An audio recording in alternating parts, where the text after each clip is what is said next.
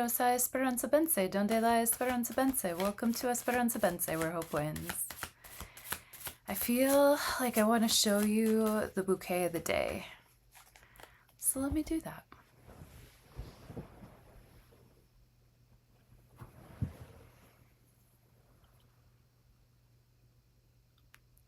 Pretty, huh? Some butterfly bush, some coneflower, echinacea, Russian sage. This smells so good. And yeah, these attract pollinators. So they're just in the yard. Don't worry, there's plenty of them, and they like to get cut because then the new ones can grow. Seems to me. All right, today we're working with the Edgar Allan Poe Tarot and the Dumpster Fire Oracle deck. So let's see what they have to say for us today. Happy Moon Day. I decided to use, my niece made this awesome artwork and it got made into a placemat. So I decided to use that as the awesome background for today's reading on our Moon Day. Right? Let's see what the Dumpster Fire Oracle has to say to us today.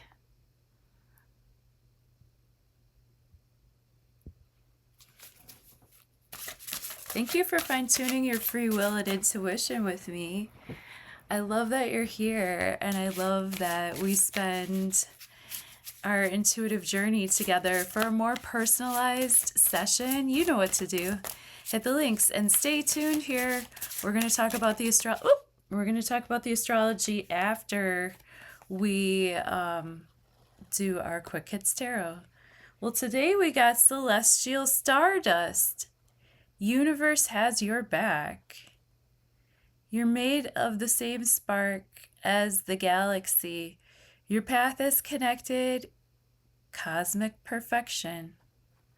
Well, look at that. Celestial Stardust. The universe has your back.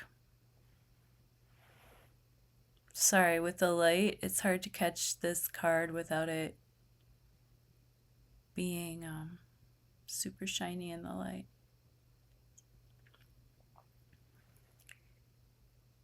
We are stardust. We are golden. All right. Nice. Well, that can flavor our reading for today. That's our Dumpster Fire card. Celestial Stardust.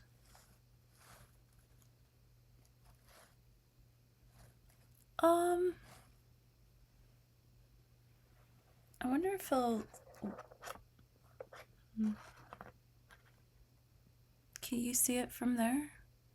Oh no, I don't want to cover the moon. I'm such a hot mess, right? When I do these readings. But hey, I'm a person. I'm not going to edit it. My bad. There will be timestamps. You know what to do. Just fast forward it or play these videos on like a faster speed. You know, I just, I'm vibing. I'm vibing with Moon Day. 10th of August 2026. Our jumper is the Ace of Pentacles reversed. So rethinking maybe some new starts that we were going to undertake before and we just didn't have time to, or rethinking where we're planting our seeds. The Ace of Pentacles, aces are always good luck at a reading, and the Ace of Pentacles is the seeding of an idea, right? So with this new moon coming on Wednesday, it being a solar eclipse in Leo at 20 degrees and 2 minutes, I believe, you know, that's a big seeding where the universe and you are, you know, playing pong together, right? So the universe might be throwing back your pentacle, you know, back at you. Scarab beetles represent eternal wisdom and wisdom through the ages, and also the keepers of wisdom. And the sparks of creativity. This could be monetary.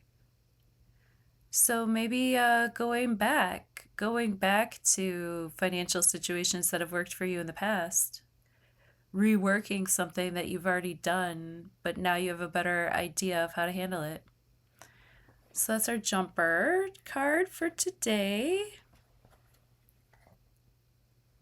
10th of August, 2026. We got our jumper card, so we know it's time to pray and play. Our Quick Hits Tarot for today.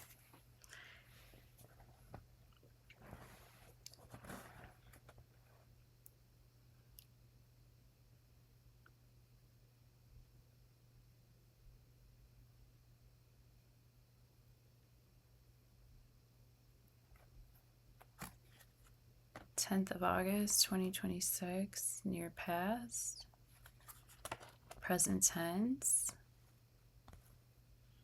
near future, near past, the Tower card, present tense, the Empress, and near future, the King of Wands reversed. So pretty much everything is happening now, right? Because we're just doing a Quick Hits Tarot for our daily. So when I say near past, present tense, near future, I mean like today, tomorrow, the next day, our energies overlap, right? And of course, this is for entertainment purposes only. If you'd like a more personalized approach, we can do that. Hit the links. The Tower and the Empress are both major arcana cards, and that's coming through really powerfully with this moon energy and the Ace of Pentacles reverse. With the Tower card, there's definitely a shakeup, a lightning bolt moment, a sudden realization, a sudden dissolution, a sudden shattering of foundations, a sudden changing of the guard. The Tower card is very disruptive. The Tower card is always for our own good, just as Uranus, lightning bolts, shift energy. Okay, in order to have a lightning bolt, there has to be a charge from below and above. So again, this is the universe co-creating with us. It's best to relax into the flow when we see the Tower card approaching. These are surprises that we can't help. But whatever we were doing or whatever was happening or whatever system was in place just was not working. The Empress card is, this is such an interesting Empress card. Maybe I should look it up because I don't know the story that goes with this card.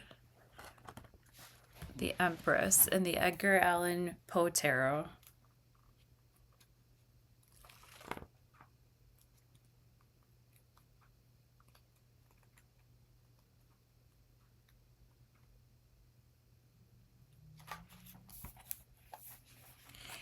In this story, Morella nurtures the narrator with her intelligence. Her brain is her bounty.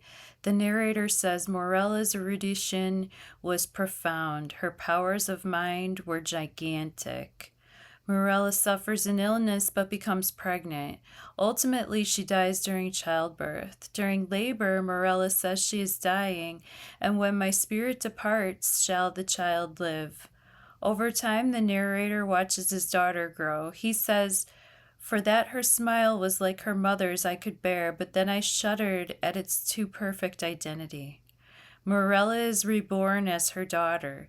The narrator acknowledges this when, as at his daughter's baptism, he names her Morella, and the girl dies instantly. Oh my goodness. This is so macabre. When he bore her to the tomb, he found no traces of the first Morella. In this image, Morella stands with her daughter. The symbol of Venus suggests fertility and creativity. The cypress is an enduring tree and can be associated with reincarnation. The triple goddess symbol represents maiden, mother, and crone, the three phases of a woman's life.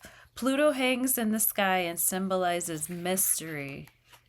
The Empress means abundance in all areas of life. You're full of grace, love, and good energy. You may take on a nurturing role or care for children. You might also welcome a new child, as this card represents pregnancy. If you need a break from your hectic schedule, tap into your five senses. Get a massage, sunbathe, take a hike, or enjoy a sweet treat. Access your creative energy by spending time outdoors. Wow, that is a really wild Empress card. I've never heard that take on it. This is why these card decks are so creative. And like, if this deck hadn't have come to me, I'm not sure. I don't know. I don't really go out and seek decks though, you know? Like, I'm happy that thank you very much again, Raymond, for the deck. Really appreciate that. Great, great gift. Thank you so much. And the King of Wands reversed here, we have a character who is full of that fire energy, but they might want to pump the brakes during this upcoming new moon in Leo solar eclipse, because the sun is going to be eclipsed by the moon. So that actually kind of looks like that here. Is he the character eclipsing the fire, eclipsing the sun, the fiery ring around the sun? So with the King of Wands reversed, you know, our active energy might be misguided. We might not be traveling in the direction that we need to go in order to exert our fire energy. We might need to contain our fire energy some, this being a Leo sun, and then it gets eclipsed. So with the King of Wands reversed, you know, we might have somebody who's usually outwardly creative, outwardly celebratory, outwardly celebrity, maybe, who is falling off the horse, falling from grace a little bit, or somebody that's like losing their power is leaking. King of Wands is usually somebody who's really virulent, somebody who is very masculine, someone who has this creative drive and impulse, but their impulsiveness might be getting ahead of them and they might want to pump the brakes. This week, we are in that, as my colleague Rafi described it, we're in the gateway between realms here, you know, like the eclipse, it reverberates for a few days prior, and then we kind of meet it, and then there's ripples that go on down. I mean, the ripples are always happening. It's just that we happen to be all agreeing that this is the time and space when things are happening, right? And since we're all in agreement and we're cooperatively moving together in our version of time, we're deciding that this is an eclipse, right? That this is happening. And when we look up in the sky, some places in the world it is happening, and the energies reverberate. So fire signs, Sagittarius, Aries, Leos, take a minute, calm that fire, channel that fire. Get a habit, get a hobby, exercise.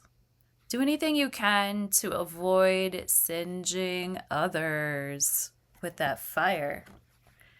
And that's what I have for us for today. Stay tuned for the astrology. Well, jeepers, would you look at this chart? There's a lot to see. I see an air trine between Uranus, Pluto, and Venus. I also see another basket, a new basket is in town between Mars and Ceres, Chiron, the North Node, and the South Node. And I see a loosey-goosey mystic rectangle that's off by about 3 degrees. It's like within a 3-degree orb of Mercury, Neptune, Pluto, and Venus. So what does this all mean? It's a ball of yarn that a cat is batting around and having fun with. I should have put Lyra in this chart. Maybe I'll do that tomorrow or the next day. I've been having a lot of fun with cat symbolism. I watched the movie That Darn Cat today, and it was like legit super awesome. Everybody needs to watch this movie. It's got Haley Mills in it. Well, let's talk about the mystic rectangle. Mercury in a trine with Neptune. Mercury just in the beginning degrees of Leo, moving into a tighter trine with Neptune. But Mercury and Neptune being in a trine can be us expressing ourselves or us having like delusional thoughts, actually, like overblown communications. Things might be, we might be playing a game of telephone, and it could be fun, but it could be a little bit bombastic or a little bit more on the surreal side. Okay, with Neptune making that sextile to Pluto and Juno, we have a marriage between our power and our anchoring into the vibe.